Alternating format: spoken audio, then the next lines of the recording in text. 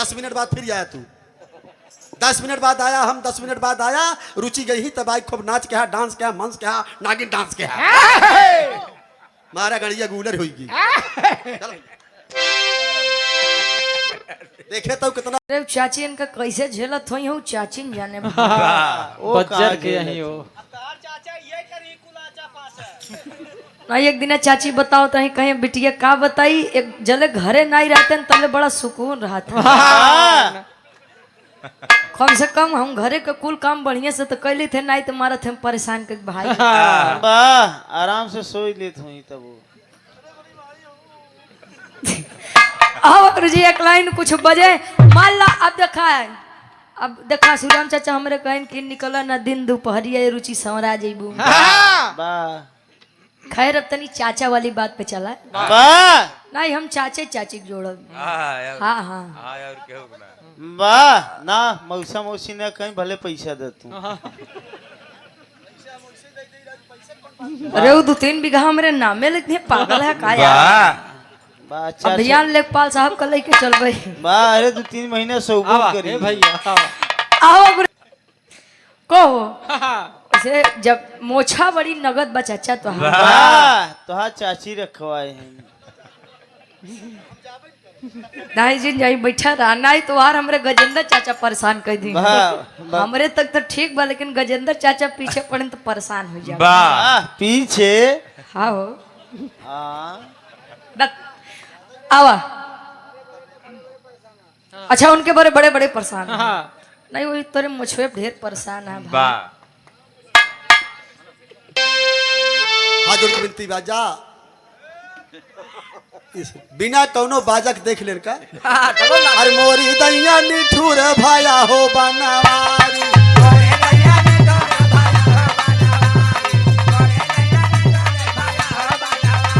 भाया हो बनवारी भाया हो बनवारी मोरी दैया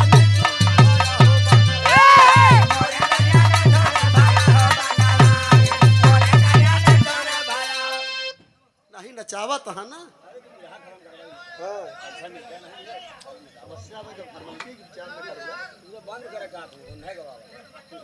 ये ना कहा था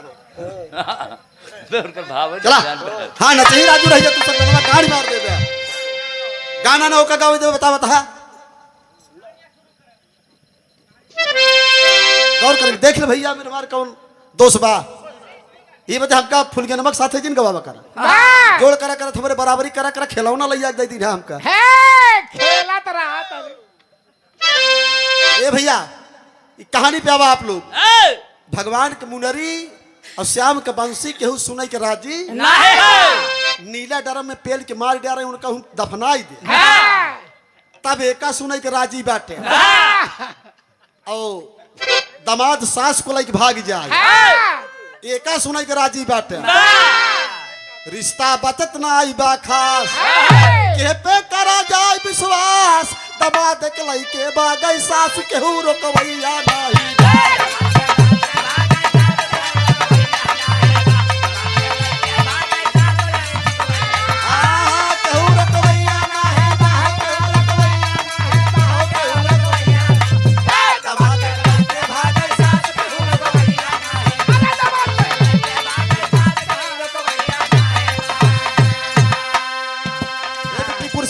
कुर्सी हटा वो रानी हट जा तू 2-4 कुर्सी और हटाई ले होई भी रहा रिश्ता बचत ना बा खास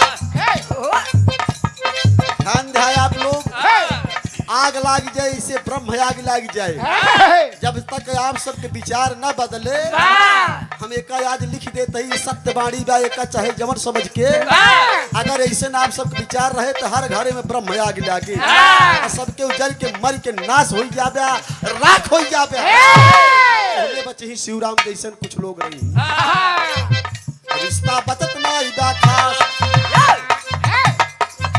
दमाद के लइके भागे सास बार दमाद बार सास जहाँ बिटिया जाए चाहे वहाँ माइन चली जाती फोनवा से बतलाई ना रिश्ता बचत ना बा खास के पे करा जाए विश्वास दमाद के लइके भागे सास के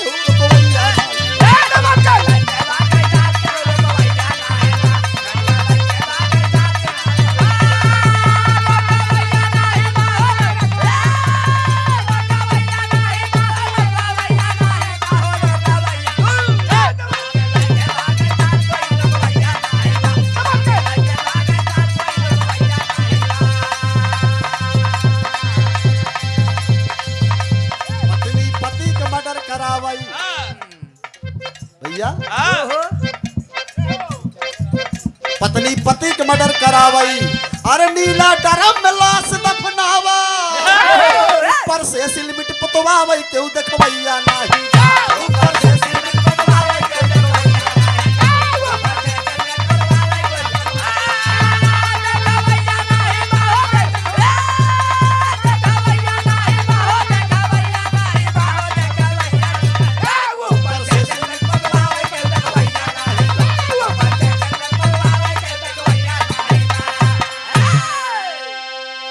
तोहार से होई के हमारे से कराई दे।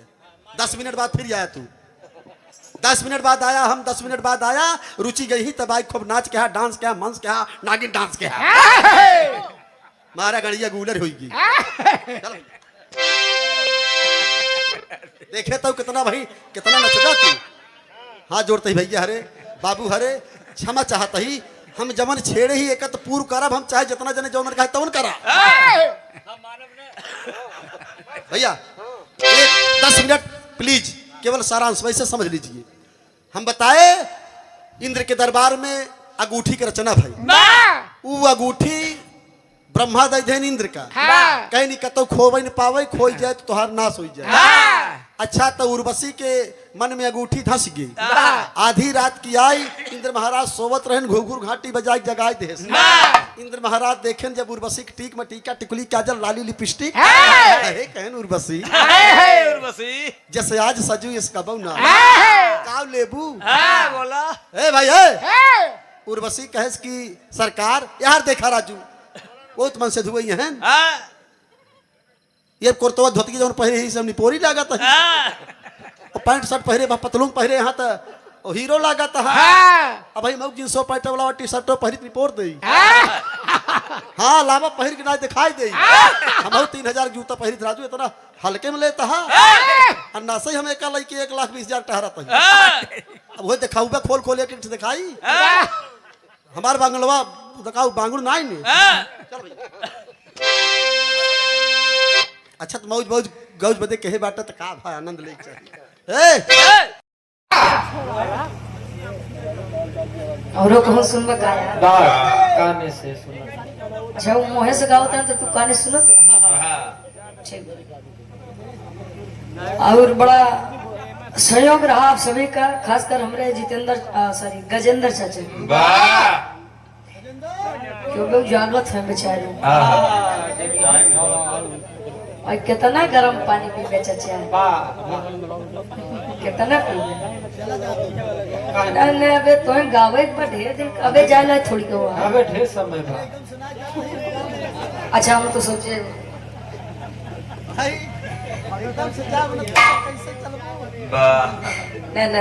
अबे ढेर दिन आए के बटे की अबे समय भाई कहाँ जाए लगा, अरे बैठा, अरे ना बैठा बैठा, अरे चाचा बैठा हो, हाँ हाँ बैठा।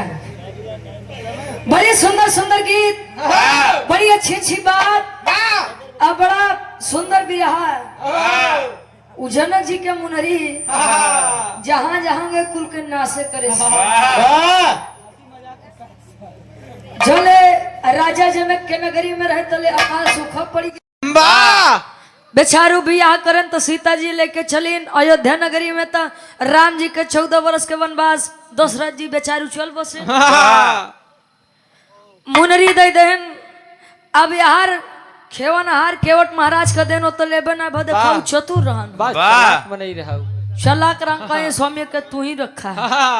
अजले राम जी का दे देन तले राम जी के साथे बेचारू साथ घटना होइला, सीता जी के हरण भा, हनुमान जी लेके पहुंच गए लंका नगरी, तो लंका नगरी विनाश हो गया। बारे इंद्र जी, बारे विश्वकर्मा जी, भगवान, बारे विश्वकर्मा भगवान बड़ा खेला करत है भाई, जब क्यों करवाए तब ही करे। बड़ी सुंदर बात। हम शिवराम चाचा के कहे एक बात कि चाचा हमार मिक्स वेज है, चाचा कहे रे पगलो कहाँ का बोले के चाहिए का ध्यान देवा कर। अच्छा मिक्स वेज के कहा थी हो भाई, कहो अकेले आलू के सब्जी के अकेले ओके मिक्स वेज कह सकत है, अकेल भिंडी के सब्जी के ऊपर मिक्स वेज कह सकत है नहीं भाई जोले कुल सब्जी एक में मिलत है तो के लोग कहीं मिक्स वेज बनाई दे। हम बात सही तो हाँ चाची बता रही है हाँ कि मिक्स वेज है। हाँ हाँ वो नहीं वो खुदे बेचारू मंच से बचाओ थे शिवराम ऐसा गवई हैं जौन हर चीज लेके टारत थे। वाह साथे आलू गोभी टमाटर तू जवन जवन लीन हो को केहू न लीन हो अरे न उ लोग न जाने हैं, हम बहुत खूबी जानी हाँ हाँ। बताएं कि रब पगलो तहार पापा हमार साढ़ू न होए तब तक तो हम मौसा है ने अरे महाराज हमारे बाप के साढ़ू बनावत है माइक हमरे भौजी बनावत है। ये तो काम गंदा कही तू ही बतावा साढ़ू हुए तो हमार माई उनकर भौजी हुई हो सड़ुआई नहीं तनी तनी हम सुनी चाचा हाँ। हाँ हो चलत है वैसे तो हाँ पदवो बड़वार बा पद पद के घर में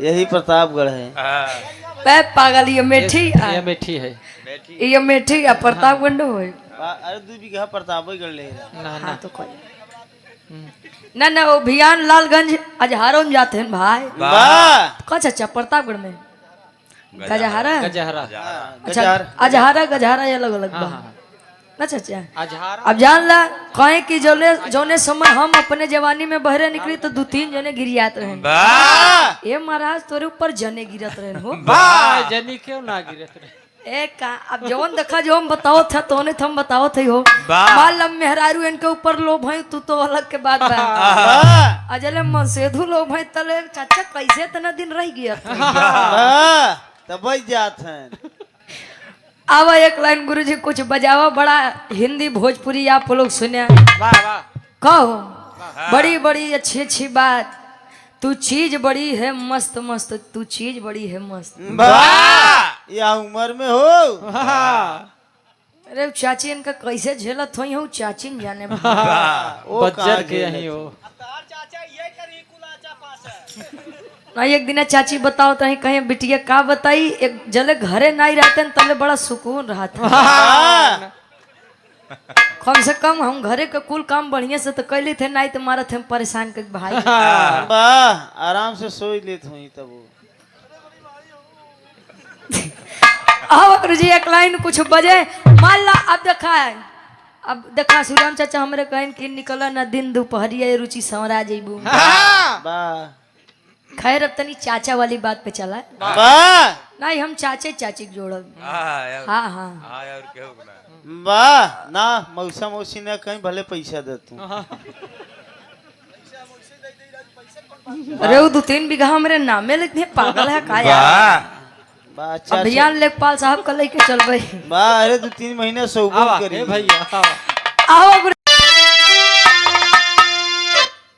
इसीलिए कहता हूँ हमको डिस्टर्बिंग हो जाती है एक मारा अंगऊ निकाल के धरे ही ओकर तब ना सब भाव समझ पे आवता कि के काउ कहत बा के काउ चाहत बा बिरहा के का कहत है कम से कम बिरहा सुना अच्छा बिरहा मुख्य धारा क्या है मुख्य धारा है बिरहा इत जान ला बीच में चटनी अचार आई जात बाटे तनिक से मनोरंजन के लिए बाकी जौने दिन बिरहा कसौटी पे होत है ना तो शरीर बस में ना रहा देखा था उम्र 60 पहुंचत बा विजयलाल गुरु जी के खाली तबीयत खुश हो जाए आपकी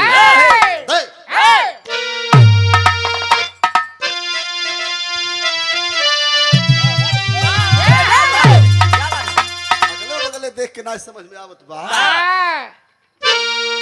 लरजती लता पाक बेला बसंती बागन में रागन की तरुणाई छाई छलकने लगा जाम मकरंद से जब भौरों ने पकड़ी कुसुम की कलाई मन के सरहद पे जलती अलौकिक समा अरे दूर तक जिसकी बिखरी थी आभा चल दे दिया दान जन्नत की वह संपदा दया रूप सागर में डूबी अकल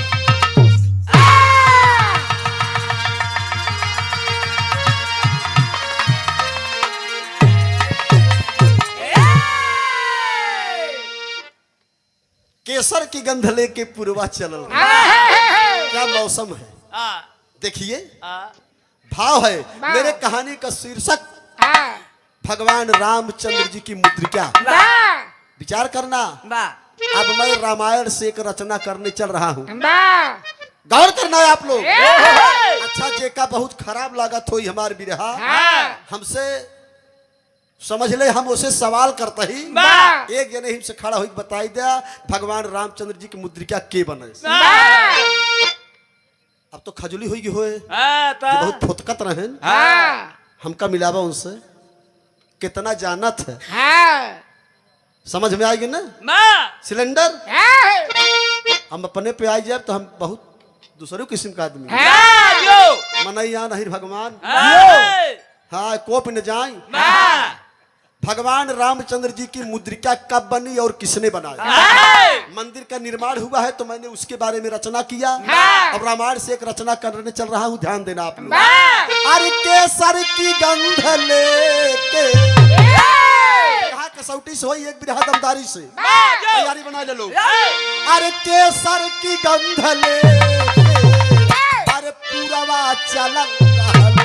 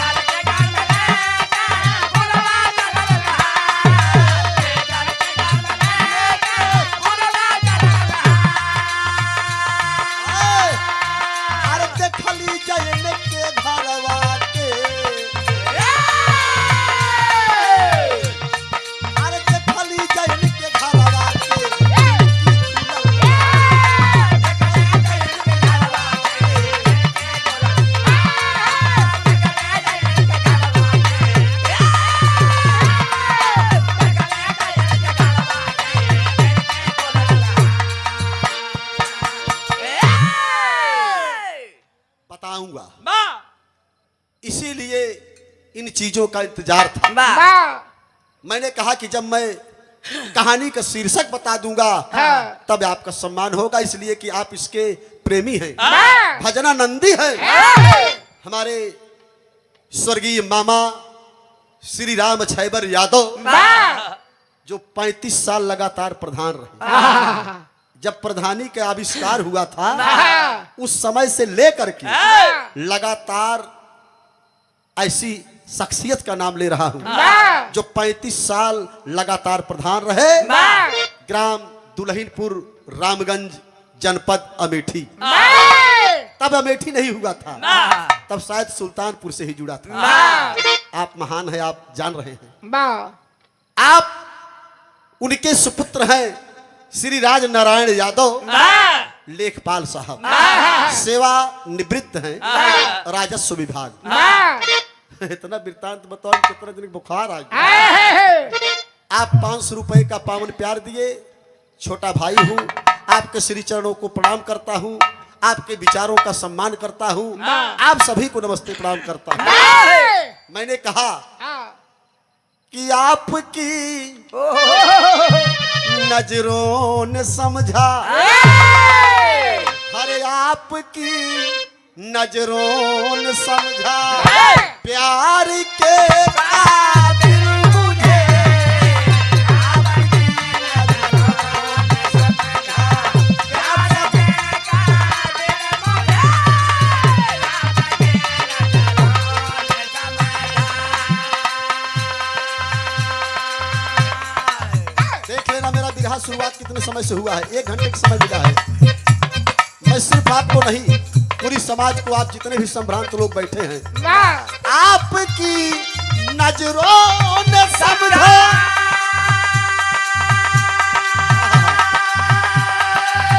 प्यार के काबिल मुझे अरे ढूंढता था अब तलक जो, ढूंढता था अब तलक जो मिल गई।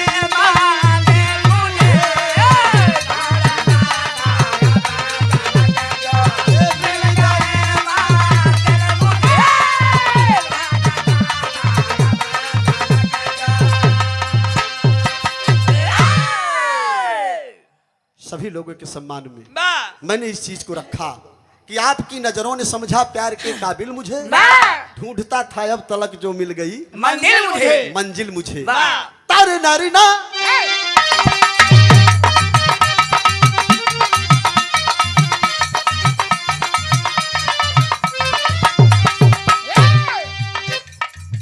इंद्र दरबार में सभा का एक आयोजन था, इंद्र दरबार में सभा का एक आयोजन था, जहां पर देवता गंधर्व सबका भोजन।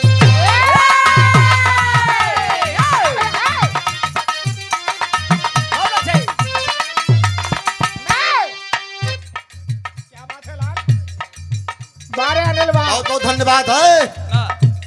देखिए जब भाव को समझेंगे तभी प्यार मिलेगा। डॉक्टर अजय यादव धनजई, रामगंज अग्रेसर पनवरिया। अच्छा ननियौरे के अगल बगल 4 गांव को नाव लड़कियां जनबई कर बहु आई ननियौरे तो ही एक दुल्हन तारा बहो एकदम हम मेहराई के हेरत हेरत हमारे मौसी पाई। अच्छा था इतना निक रहे ननियौरे में कि जहाँ रात हो जाए वही टिक जाए।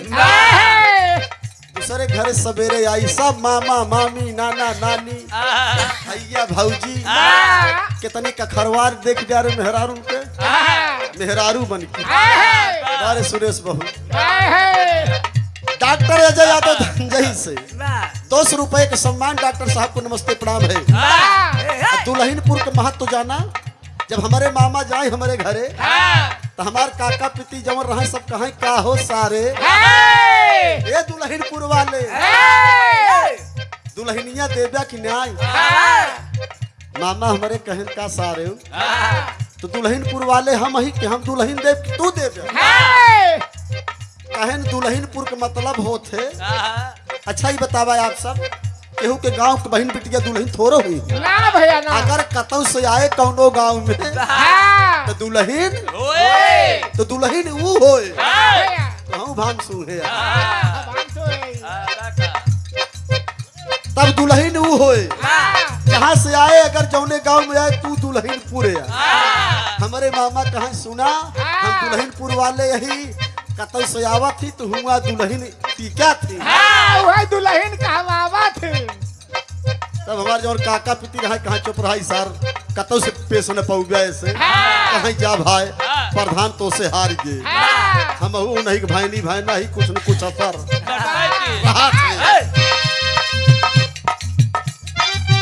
इंद्र दरबार में सभा का एक आयोजन था, जहाँ पर देवता गंधर्व सबका भोजन था।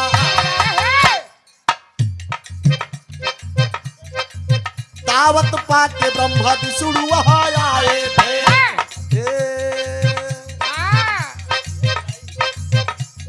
गोबर झेल न शिवराम।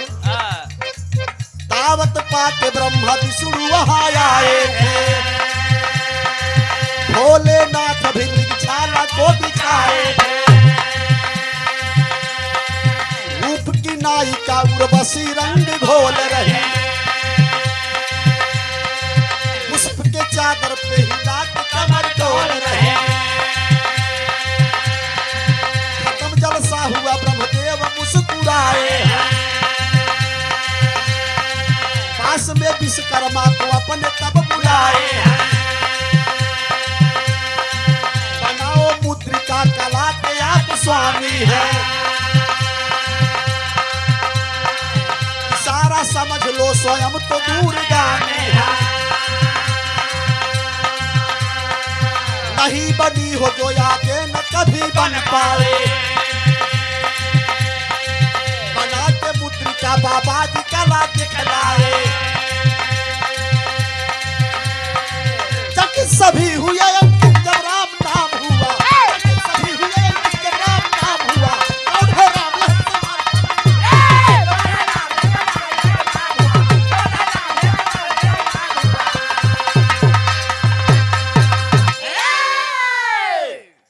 बात को समझ ला। इंद्र का दरबार लगा है, तमाम देवता गंधर्व, स्वर्ग की सुंदर सुंदर अप्सराएं, रंभा उर्वशी मेनका तिलोत्मा, सब परियन का नाम रहा इंद्र के दरबार में। हाँ तमाम देवता ब्रह्मा विष्णु महेश, तमाम राजा महाराजा यो 2-4 ठे नाचे गावे वाली इंद्र के दरबार ऐसे रहा। अच्छा एक बात और बा, अगर केहू तपस्या करे लागे तो इंद्र पहले घबराई जाए।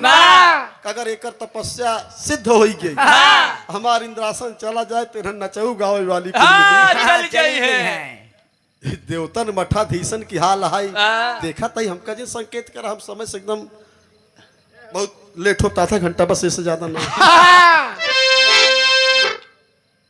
कहानी पे गौर किया। उर्वशी नाचत ब्या वही दरबार में एक सुंदर अंगूठी की रचना भई।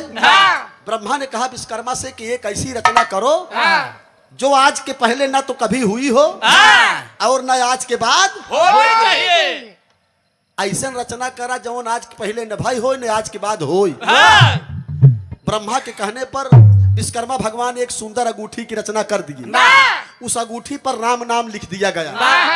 राम नाम लिख दिया गया। सभा विसर्जन हुई, लोग अपने अपने घर गए। लेकिन उर्वशी जो रूप रानी थी वह अंगूठिया ओकर नजरिया में धस गई। का बताई अगर ये अंगूठी हमका मिल जाए हमारे शारीरिक एक ठे श्रृंगार बढ़ जाए। सब लोग चला गए। आधी रात का भोरहरी के टाइम उर्वशी फिर से सजी बजी इंद्र के दरबार में पहुंची, जहां इंद्र सोवत रहे। वहीं जाए के कहे राजन आ चला।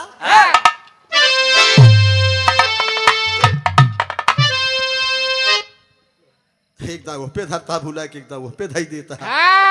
ए भैया उर्वशी कहा सुना राजन एक बात कही आपसे। आए कहा एक ठनाई 100 ठे कहा जैसे आज सजू इसका बउन आज तू हमका बड़ी निक लागत यहाँ काल तो दरबार में तो ना बढ़िया सिंगार कई कनाई जितना बढ़िया आज सच की आई बैठा तर्ज बदली पल पल न मान है टिंकू जिया पल पल न मान है टिंकू जिया टिंकू जिया इसके कमंडल भी से है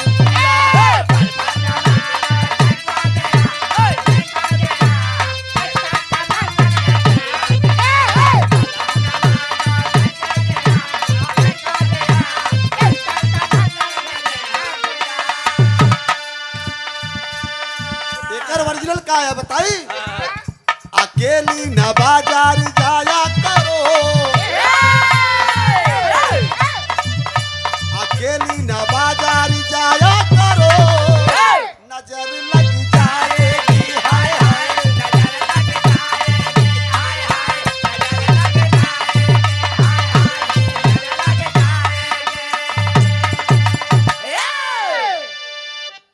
अकेली न बाजार जाया करो नजर लग जाएगी। गाना के अंदर भाव वाह। दिल में उतर के सताने लगी दिल में उतर के सताने लगी उर्वशी गाने लगी हाय हाय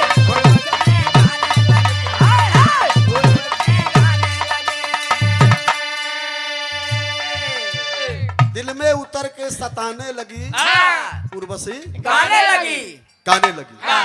ए बाबू उर्वशी पहुंचल इंद्र के दरबार में कहलस कि महाराज अगर आप खुश से बाटा यह अंगूठिया हमके दे दे। इंद्र कहले उर्वशी यह अंगूठी का चीज हो जवन कहा तवन दे दे।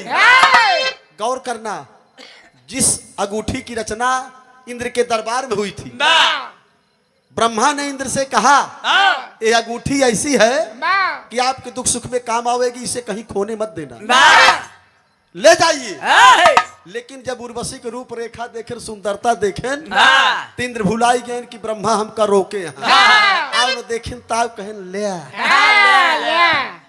लाली काजर देखे के बाद अच्छे अच्छे ऋषि मुनि ढाई गए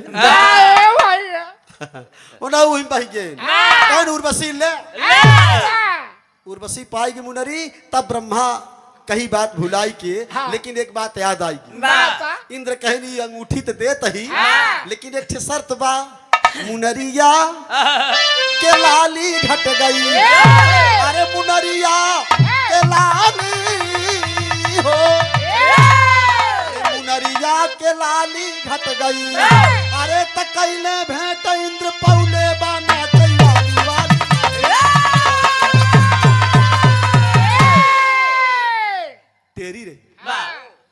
कैले भेंट इंद्र पौले बा नाचई वाली मुनरिया के लाली घर गई विश्वकर्मा की विमल अंगूठी इंद्र देवता बदिए उतार कहीं बदले में एक शरत हमारी करना होगा अंगीकार अरे घोर तपस्या जनक कर रहे तुम जाकर उनको छलयाओ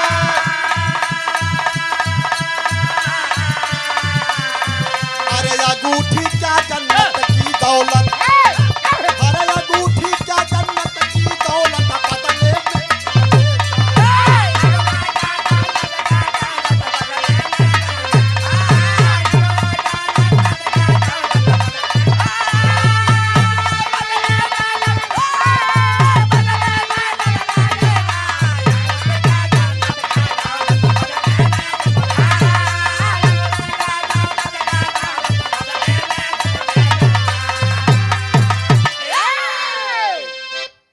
हैरान जी हाँ बस 10 मिनट के अंदर 10 मिनट के अंदर गीत हमारा समाप्त बा अच्छा हाँ ठीक है भाई ठीक है चला क्षमा चाहता ही 10 मिनट मोर भैया हाथ जोड़ते तोरे गोली गिरता ही चल भाई चला अब मुंडरी पाएगी उर्वशी उर्वशी की जब दाई धन इंद्र कहन की राजा जनक तपस्या करता है उनका तपस्या भंग कही देबू तो होका माला माल कही दे उर्वशी कहे जब देवतन का राजा महाराजा तो होका निपोर दिन तो जनक कौन चीज है अब टिकुली काजर कई के चली गई जनक के दरबार जनक एक जगह तपस्या करत रहन गई घुघुर घाटी बजावे लाज जब सुने रुचि गाई अरे साना ना रतिया करे का दादा अगर राम कैलाश गावत रहे ना तो पीस की सुनने वाले भैया बिरहा के प्रेमी बिरहा दातार सुखी रख मालिक बनाए रहाई मथुरा नगरिया में फरली बइया हो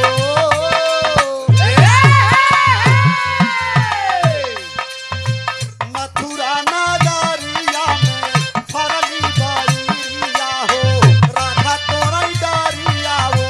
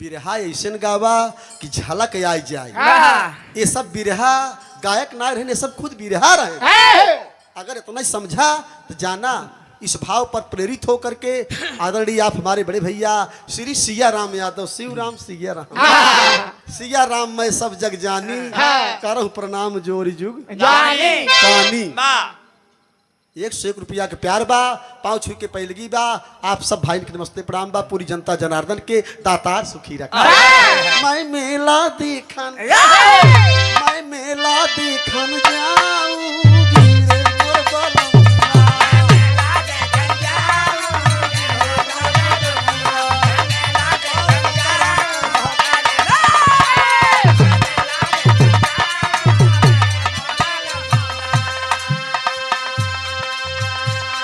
मेहरारू कहा हम मेला देखे जा मर्दवा कहा है इतनी नगद यहाँ तू मेला देखे जा कोनो नजार मार दे तब तुमका मेला देखा ना जाए दे ना जाए दे मेहरुआ कहा अगर ना जाए दे अरे मेला देखन जाऊं गिरे मोर बलमुआ मोर सजनवा मोर दुल्हवा रे अगर न जाए दे ब्या मैं खाना ना बनाऊं मोर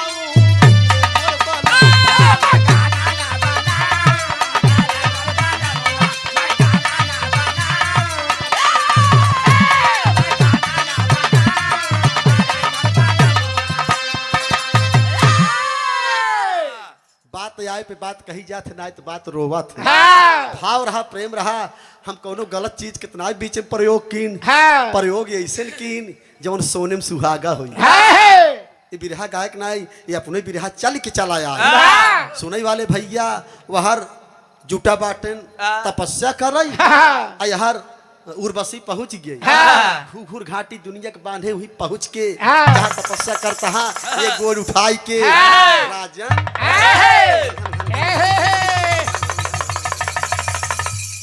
कैसे गावत बा अरे साखी मधुबनवा बिन बाजे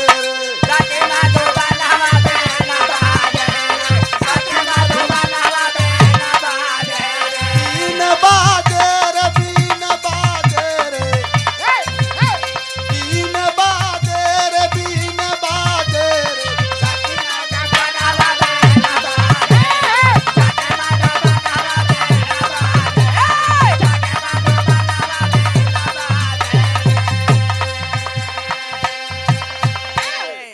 एक दैया नजर खोला हो मोरे राजा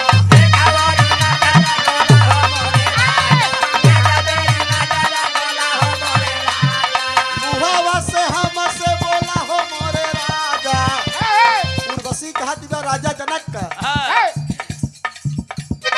मुहावा से हमसे बोला हो मोरे राजा एक मेरी नजर खोला हो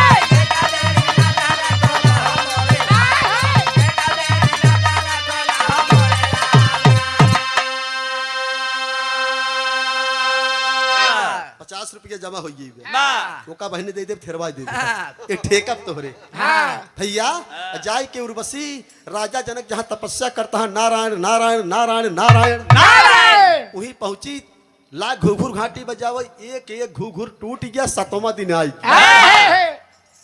कहेस भगवान ये कैसन ऋषि महात्मा बा जौन अखिए नान खोलत जब एक घुघुर रह गया सब हुआ एक वैसे फाट पड़ी राजा जनक के ऊपर राजा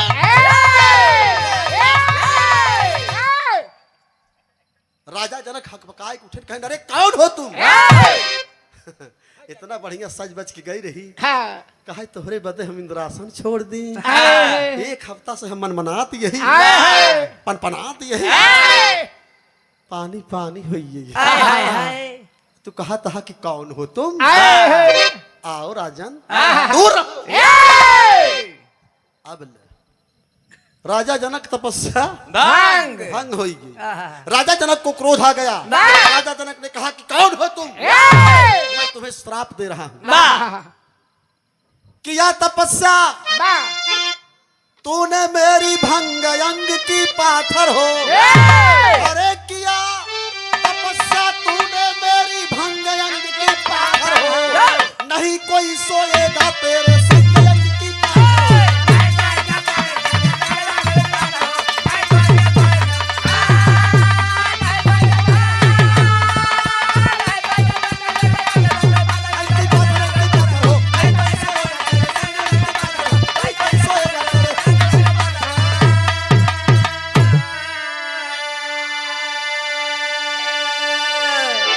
मार दिए हैं तप का पानी राजा मंत्र परोरी हो यथा अवस्था देर नहीं पत्थर हो गई गोरी हो अरे आखिर समय खिलाई अपना रंग अंग की पाथर हो सूखा से छिड़ गई जनक की जंग अंग की पाथर हो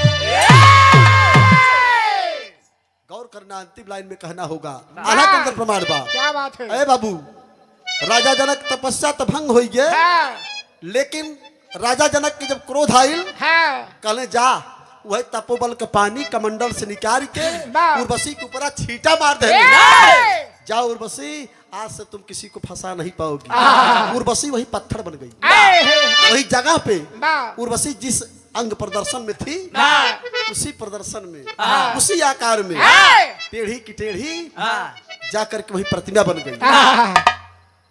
अब यार इंद्र घबरा नहा कि कहो हाँ वो कपट है तपस्या भंग करे गई कहाँ हाँ। आधा के अंदर प्रमाण बा। वाह।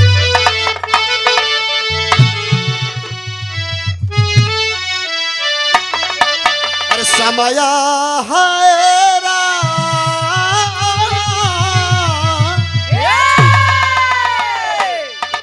बड़ी ऊंची बात भाई ये दुई लाइन सुने बस नौजवान साथी आपको सबसे निवेदन बा हाँ। हाँ अगर ये दुई बात समझ ले बा वाह। तो जवानी हरदम चमकत रहे वाह, वाह।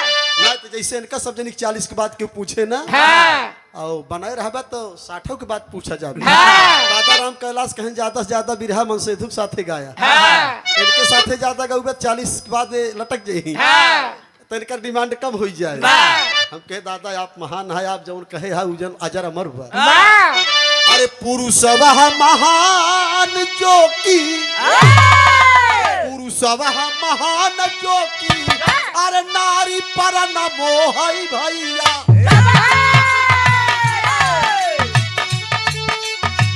अरे प्रिया महान चोले घर बाबा बात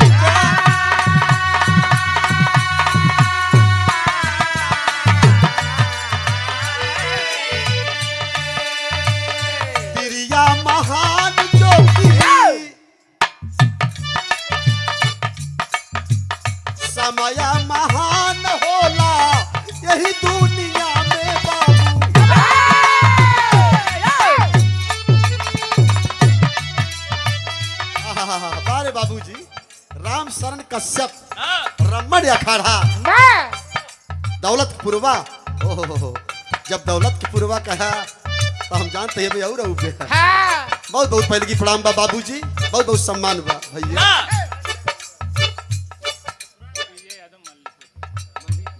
भैया हमारे विजय यादव मल्लीपुर। मल्लीपुर हाँ। मल्लीपुर। मल्लीपुर से इस सादर 151 रुपया के प्यार बाया जब बच्ची आई जा हम हो एकदम बुखराइन के बाटी इनके सबके हाथ से भाव से ये क्या सकती है अरे ना काजा नहीं दे अरे काजा नहीं दे सहारा वाली काजरा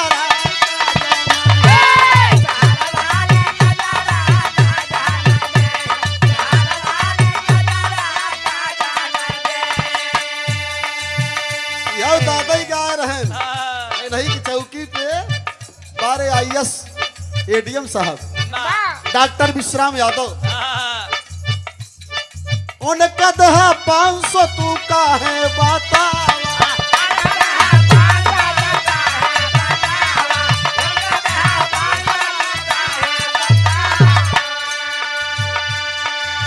बहुत बहुत धन्यवाद 200 रुपए का सम्मान सौरभ शुभम शिवम का नाम है वाह। सौरभ भैया बहुत बहुत धन्यवाद वह जवानी ऐसे मस्कत रहा हाल क्या बा कहते से बहुत बहुत धन्यवाद बा आशीर्वाद के कामना बा दुल्हनपुर की धरती से काजा नहीं दे काजा नहीं दे सहारा वाली काजरा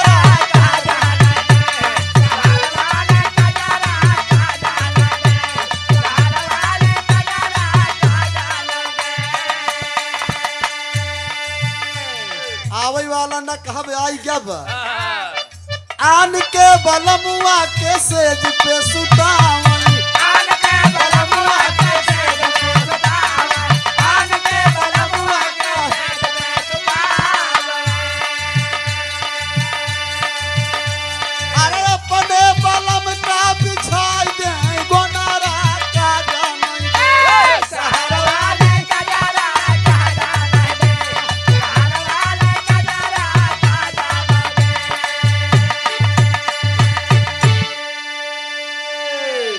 ई प्रेजेंटेशन रहा यही बते एक लाइन हमारो मन कहत रहा हम कैसे कही कि राजा हो तो ही कैसे मनाई हम कोनो रानी थोर वही हम तो कहा भाई जौन पुलिंग और स्त्री लिंग के जब ज्ञान न रहे तो कैसे सूट करे यही बते हम अपन सोझे काम करी थी चाहे बेशक हमका भोग पड़ जाए। और देखा कहानी एकदम करीब बा बड़का भैया सिया राम। अब देखा राजा जनक तपस्या भंग हो गई, यार इंद्र घबराई गए कि कहो जौने पठाए रहे हम कहाँ गए। अगर वो ना आई बाटी कहता हमका लागत बा कि राजा जनक के साथ है तो ना खेले कूदे लिया। इंद्र हरदम घबरात रहे कि हमार अगर इंद्रासन का तेरहने नाचेगा हो चली जाई। अब देखा राजा जनक कहन कि हम जब इंद्र महाराज कहन जब हम पानिये ने बरसब तब कवन टिकुली काजर करही। जनक के नगर में त्राहि त्राहि मच गया। इंद्र भगवान वर्षा बंद, बरसात बंद हो गई। हलवा चलौले राजा रानी मिल करके बाबू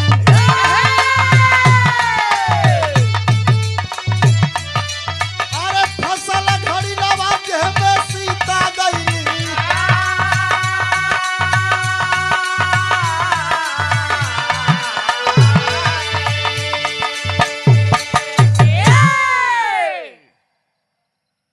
अब अंतिम में आया हमारा गवैया बाटे मतलब जितना अगर 1.5 किलोमीटर तक लिखे बाटे तो हमें पग छूटे नहीं पावे। समझाए कि निकल आवा जाए कहानी।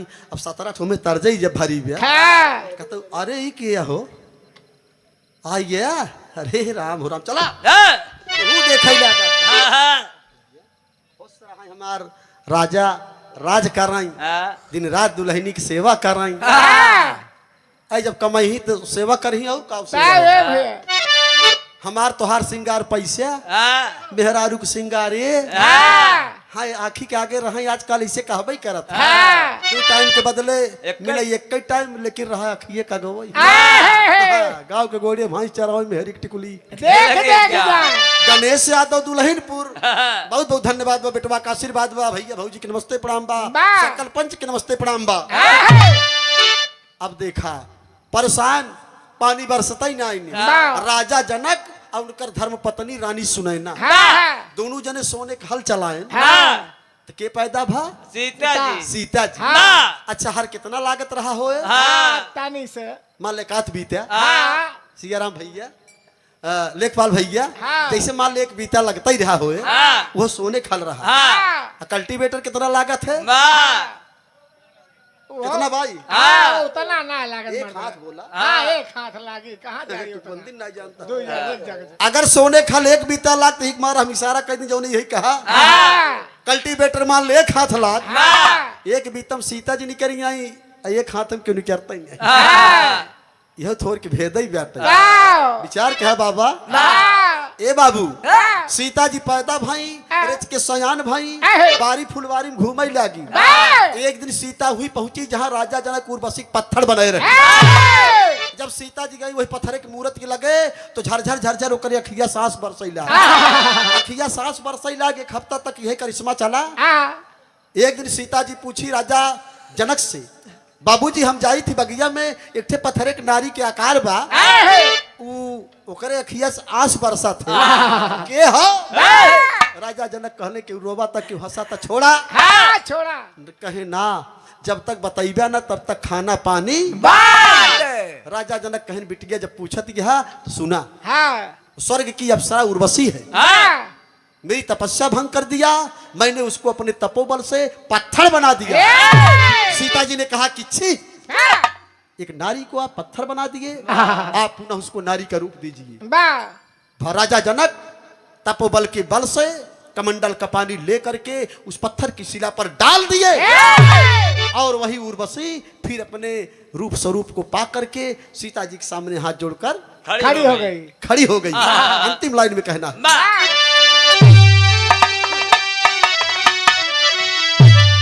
अरे सीता जी को उर्वशी थमाई मुनरी अरे तजहिया आए दुख भवनिया सहाई मुनरी।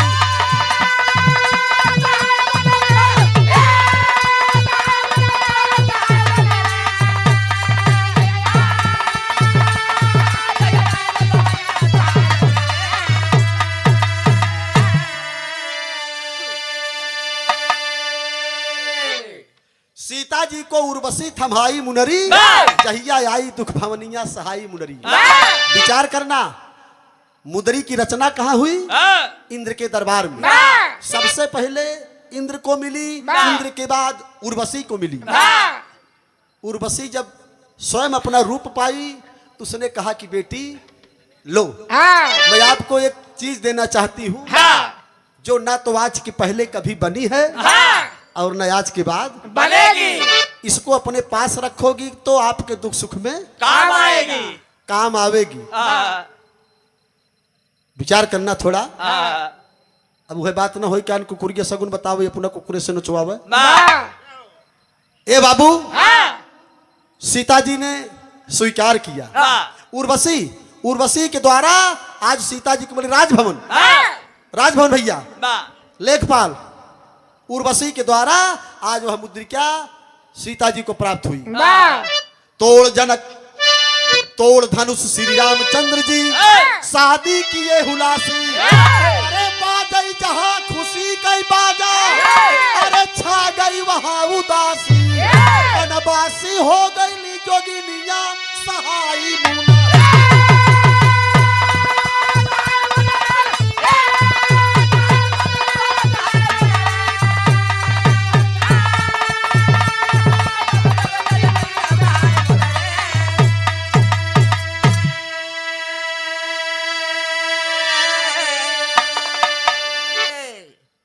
बहुत सही साथी।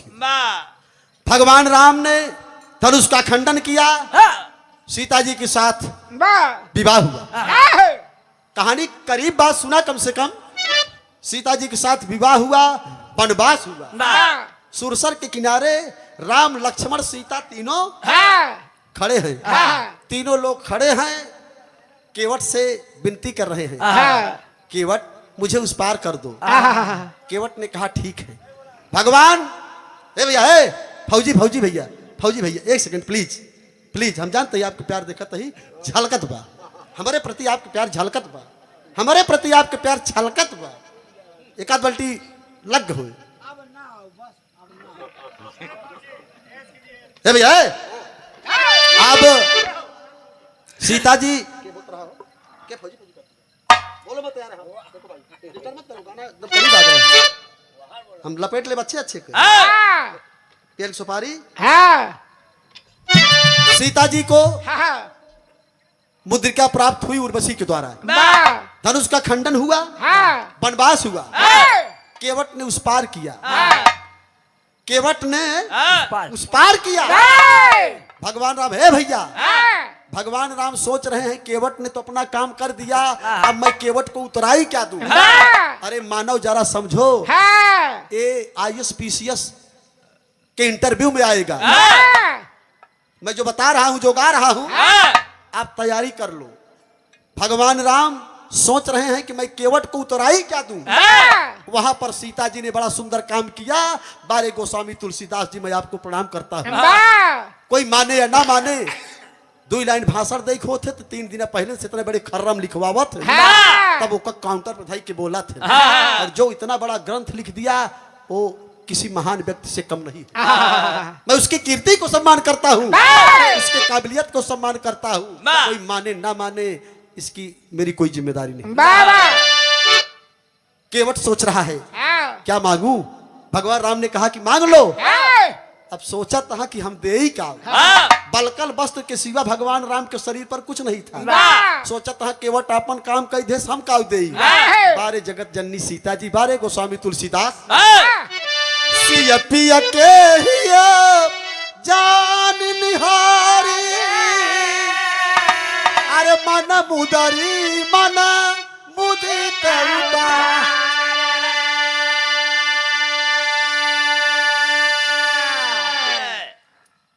वाह देखा। सिय पिय के ही सीता जी अपने पति के हृदय की बात को जान गई कि हमारे स्वामी जी केवट को कुछ देना चाहते हैं। मतलब बिना कहे मेहरारू पति के हृदय की बात जान गई। 70 दाई कहा तो 1 गिलास पानी दे के सब तैयार ना है। बात सुना हमार कि मेहरारू एक सीता रही, बिना कहे जान ली कि हमारे स्वामी केवट के कुछ दवाइया हाँ। तुरंत ही उ राम नाम के मुनरिया निकाल के हाँ। कह दही कहीं स्वामी हाँ।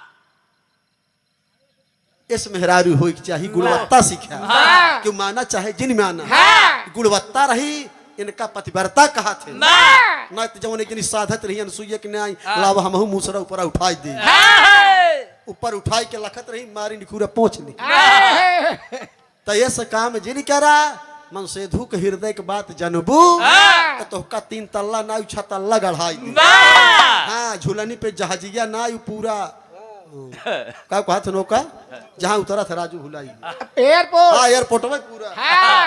हाँ चला चला।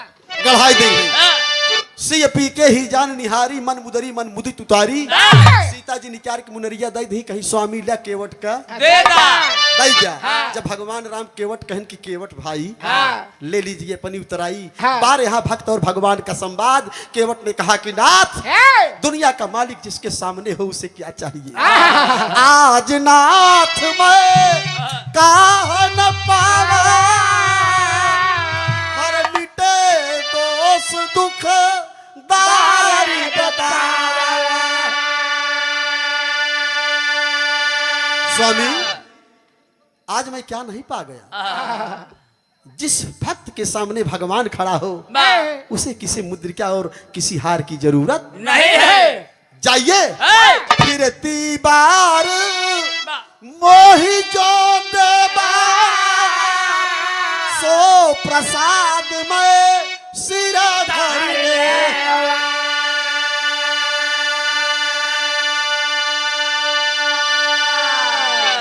अब कछुनाथ न चाहिए मोरे दीन दयाल अनुग्रह तोरे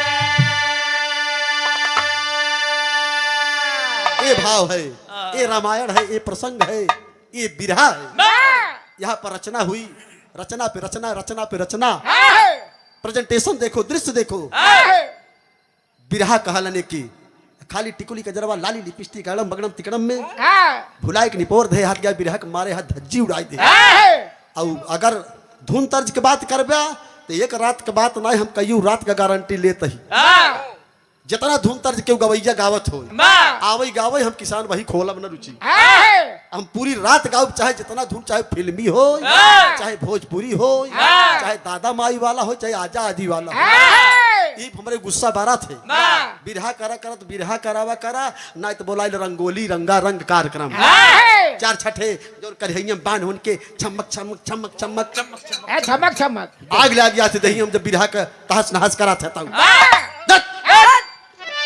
भगवान राम बोले कि केवट ठीक है मैं लौटते समय जो कुछ मांगोगे और दिन बीता है और दिन बीता सीता जी खरण हो गया सीता जी गई पंचवटी में अशोक वाटिका में बैठी है यार हनुमान जी वही मुद्रिका लेके गए बैठी यहाँ जब मुद्रिका डाल रहे नीचे सीता जी देखी चकित अरे एक बात और बता रहा हूं